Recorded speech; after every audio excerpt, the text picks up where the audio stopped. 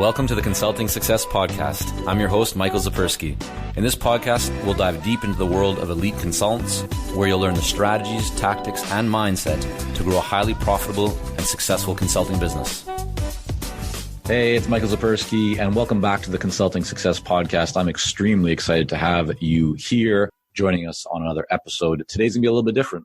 Typically, I have consultants on the show where I interview them and we explore their journey, their successes, challenges, lessons learned along the way as they build their consulting businesses. But today, I'm going to hold the mic and I want to share a lesson with you. This is going to be a little bit different because it's just going to be me. But I hope that you're going to find this to be a valuable lesson. I know from working with hundreds of consultants personally and assisting them in growing their businesses that this lesson certainly can move the needle in a pretty significant way for many. And I hope that you'll take some value and lessons from it as well. That being said, I want to encourage you to provide feedback. I'd love to hear from you. Go to consultingsuccess.com and drop us a note. Let us know if you are enjoying these podcasts and if you like this lesson or other lessons, because I will try and mix some of these in with amongst the other interviews that I'm doing with consultants. But let us know there or head over to iTunes. Would love to get your review and feedback on the actual show. If you go to iTunes and search for Consulting Success Podcast, you'll find it there. And let us know. 5-star reviews are always appreciated, and ideas as well. You can reach out to us directly so we can continue to provide greater and greater value for you in this show. But let's get right to it. Let's talk about Eric, because Eric is someone that left the corporate world a little while ago now. But when he was in the corporate world, everything that he did wasn't about him. It was about the company. When you think about your own experience, your time in the corporate world, you might be in the corporate world right now. You may have left it recently, or maybe it's been over a decade.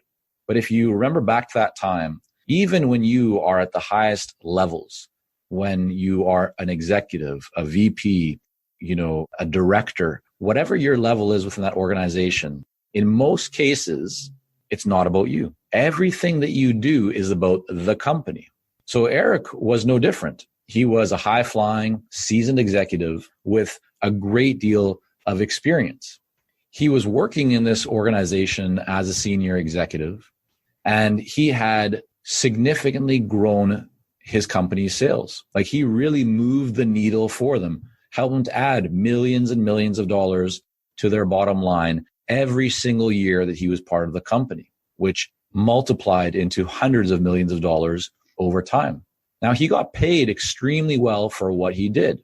People told him that he was really good at his job, but he never felt comfortable talking publicly about his accomplishments, about what he did.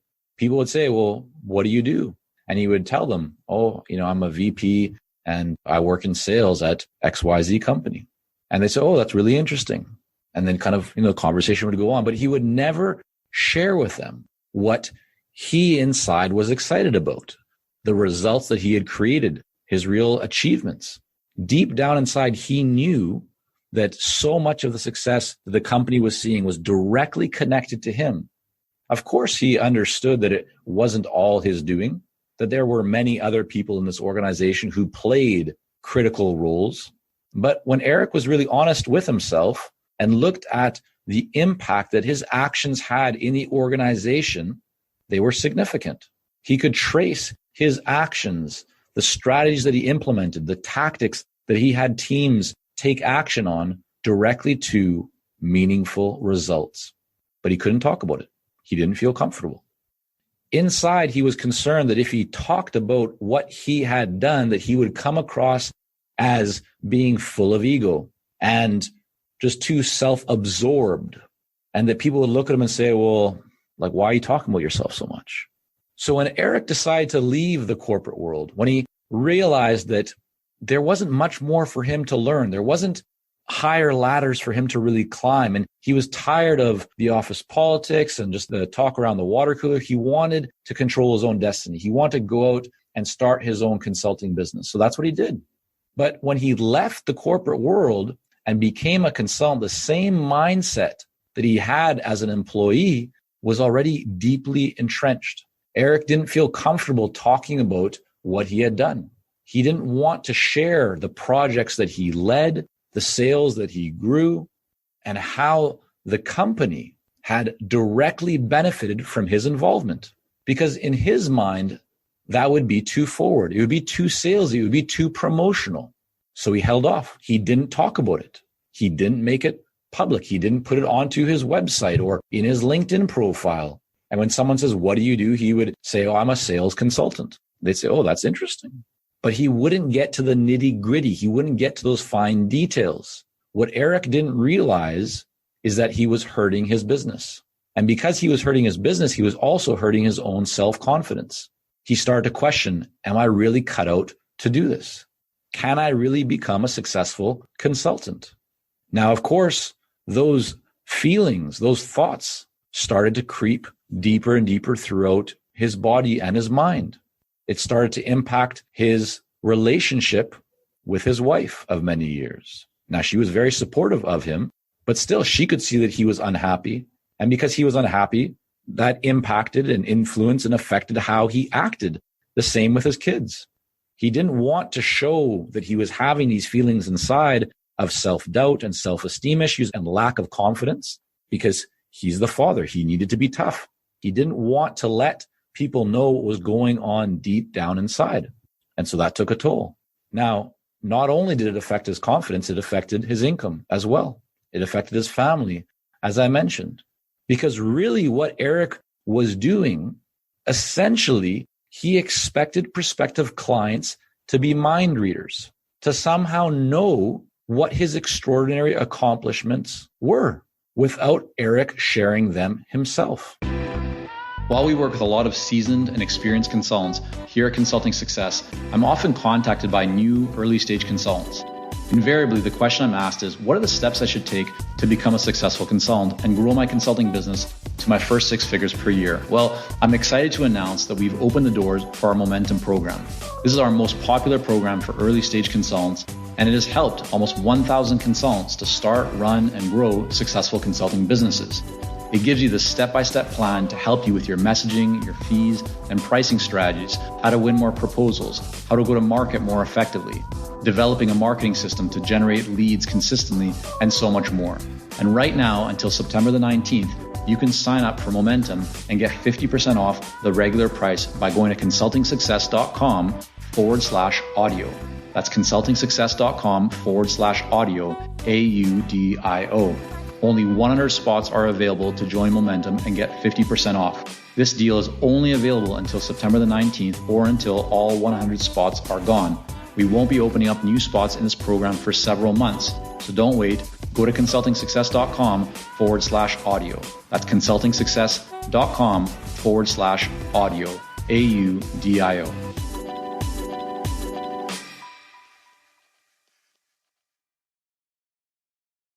Now that, of course, didn't happen because most people are not very good at reading minds. And that's not their job. It's not the job of a prospective buyer to know about your successes, to know about your accomplishments if you're not sharing what they are. You see, so many consultants are often afraid, they're concerned to promote themselves, to sell themselves. These words, promotion and sales, sound dirty to so many people. It's like they're stained. Yet if you really look at the consulting business, and any business for that matter, without sales, without some form of promotion, nothing happens. We could even argue that referrals comes from some form of promotion. It's just may not be that you are promoting what you're doing, but someone else is doing it for you. Now that comes because of certain things. We're not talking about referrals here today. We can save that for another episode. I'd be happy to share more of that with you and offer some strategies and tactics to get more referrals. Really, what we're talking about here is Eric's situation, and it may be your situation, which is that Eric was holding off talking about what he had really done, the impact that he had had, his experience, his track record, the results that he had created. And because he wasn't doing that, no one actually knew why they should hire him. He said, I'm a sales consultant. They'd say, wonderful. He'd say, well, yeah, I worked at this company. This was my position. Now, to some people, that meant something because it's a well-known company. But to others, it was like, yeah, but I know 10 other people that are sales consultants who have worked at similar companies across the country. What's different about you? And he'd say, well, I'm good at what I do. I did it for a long time. That's not so compelling. This is why it's so important that you promote yourself. but you must do it the right way. I'm not talking about self-promotion coming from a place where you have to try and push and persuade. No one likes that. We're all adults here. That's not how business is done as a real consultant. As a real consultant, you're building your business based on relationships that you create with people, based on meaningful conversations. And a great way to enter into more meaningful conversations is to promote yourself the right way. So allow me to offer you a few suggestions. Number one, always state your specific accomplishments. Do it on your website, on your LinkedIn profile, in conversations with people. You don't need to speak for half an hour about every single little thing that you have done at a company or with a previous client, unless your prospective buyer is interested in that. But you can tell them, this is what we did. We took this company and helped them to enter into 4 new markets over a 24-month period. Like specific. That helps a buyer to understand what you've actually accomplished. It shows and bolsters your credibility, your authority as a true expert. Number 2, be specific about results. So very similar to accomplishments, but to offer you a little variation on a way to think about it. Did you help your past employer, a past client, in any situation to grow their sales, to decrease expenses, right? To cut costs, to improve efficiency or productivity, or a sales process, or a manufacturing line in terms of speed?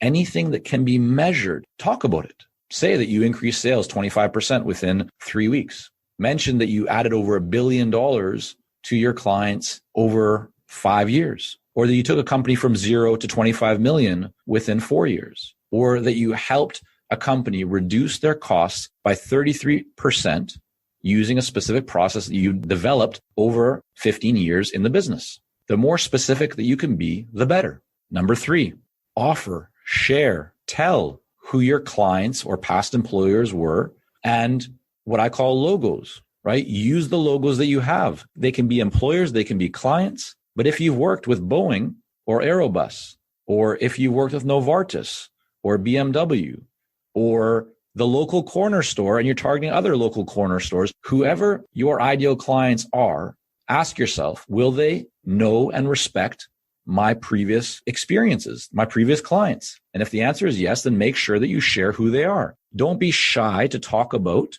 who your clients have been, because you can get authority and credibility by sharing them. Because the way that buyers think is, oh, if this person has worked for or with this other company, and I respect and I know of this other company, then clearly they must be good at what they do. And clearly because of that, everything else that they're telling me is most likely true. Number 4, be very, very specific about how you can help. Don't just say, in Eric's case, I'm a sales consultant. Be specific. Say, I help manufacturing companies grow their sales into new markets or to land larger accounts using a 4-step proven process developed over my last 25 years as a senior executive in a top 3 manufacturing company, or even name the name. Like, right? How can you help? Be specific about it. The key here, what I want you to take away, what I hope that you take away from this lesson today is be specific and let your experience, your results, your track record, your expertise, your authority shine. Don't hold back. Don't wait for someone to discover what you've done. Get up there. Shout from the rooftops. Let people know what it is that you do, not in an obnoxious way, but in a professional way.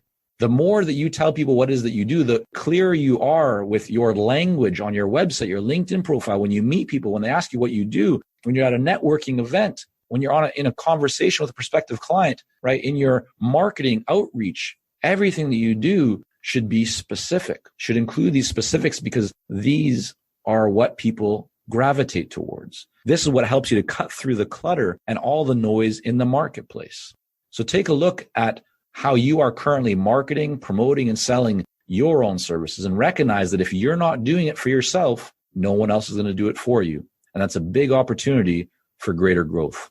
I wish you the best. I hope that you've enjoyed this lesson. And if you have, head over to iTunes. Please leave a review and a rating, and reach out to us also directly at consultingsuccess.com, where you can find the transcript for this episode. We'd love to hear from you. Have a great day.